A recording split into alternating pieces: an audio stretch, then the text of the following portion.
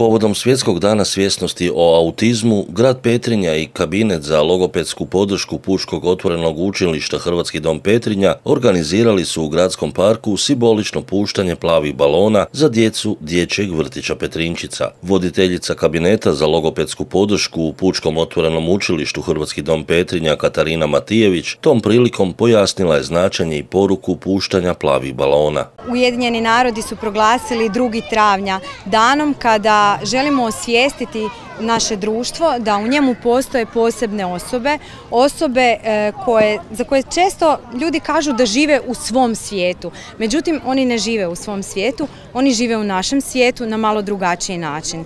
Zato smo mi danas ovdje da simbolično obilježimo s vrtićkim grupama u koje su prihvaćena djeca s poremećajem iz spektra autizma u redovne vrtićke skupine, za što moramo posebno pohvaliti naš dječji vrtić, grad Petrinja koji neumorno radi na tome da sve osobe sa svim poremećajima, pa tako i s poremećajima iz spektra autizma, dobiju podršku.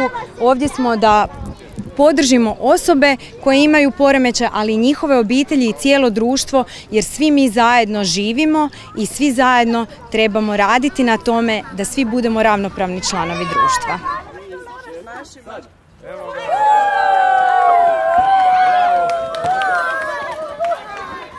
U društvu zamjenice Viktorije Kaleb puštanju balona pridružio se gradonačelnik grada Petrinje Darinko Dumbović, istaknuvši kako javnost treba senzibilizirati potrebu da bude društvo jednakih šansi za sve.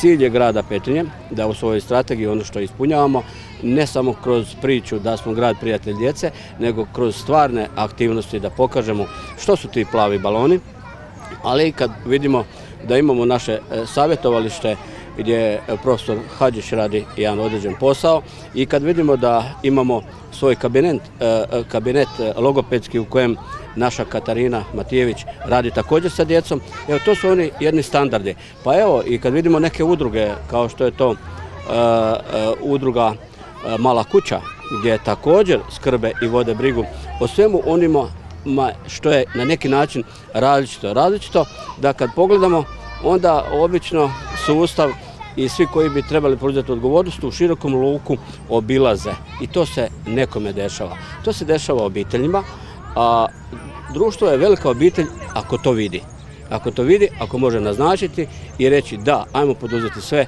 kako bi pomogli svima i kako bi bili jedno društvo, jednaki šansi i da pokažemo ljubav prema svakom čovjeku i to grad čini gradom. Dumbović je na kraju zahvalio svima koji su dali poruku kako treba živjeti kulturno, civilizirano i raditi na nadgradnji što boljeg standarda života grada Petrinje.